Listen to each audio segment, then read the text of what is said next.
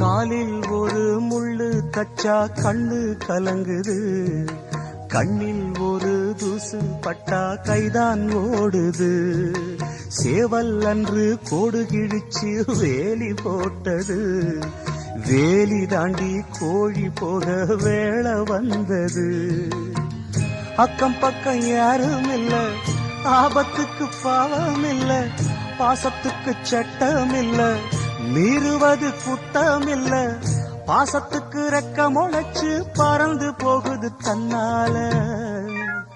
சம்சாரம் அது மின்சாரம், சம்சாரம் அது மின்சாரம்.